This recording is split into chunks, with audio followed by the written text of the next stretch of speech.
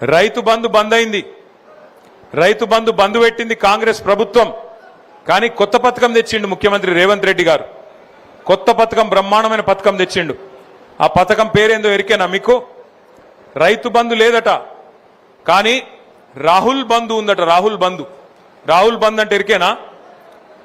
సంవత్సరానికి 1000 కోట్లు రాహుల్ గాంధీకి ఇచ్చే రాహుల్ బంధు ఒక్కటి మాత్రం పక్కా ఉన్నది. రైతు బంధు మాత్రం లేదు. 3 సార్లు ఎగ్గొట్టిండు. ఒకసారి కాదు, 2 సార్లు కాదు, ఇది 3వసారి రైతు బంధు ఎగ్గొట్టిండు ముఖ్యమంత్రి. రాహుల్ బంధు అనే పథకం పెట్టి ఆ రాహుల్ బంధు పథకం కింద ఆయన సీటు కాపాడుకునేందుకు గాంధీ కుటుంబానికి, రాహుల్ గాంధీకి పైసలు కమ్మి పడ్డాయట. అందుకే రాహుల్ గాంధీ గారికి సంవత్సరానికి 1000 కోట్లు ఇచ్చి పదవి కాపాడుకుంటాడట ముఖ్యమంత్రి గారు. ఆయనకు తెలుసు, ఇప్పుడు రైతులకు ఓట్లు వేయించుకున్నాడు, అబద్ధాలు చెప్పిండు, ఓట్లు వేయించుకున్నాడు. ఇక 5 ఏళ్ళు ఆ సీట్లో కూర్చోవాలంటే ఏం చేయాలి? మరి ఏం చేయాలంటే రాహుల్ గాంధీ గారికి సామంతరాజు లెక్క ఢిల్లీ గద్దెకు కప్పం కడతా ఉండాలి. మరి ఆ కప్పం కట్టాలంటే ఏం చేయాలి? పేదవాళ్ళ భూములు గుంజుకోవాలి. భూములు గుంజుకొని ఆ భూములు అర్రాసి పెట్టి పేదల ఇండ్లు గులగొట్టి చూస్తున్న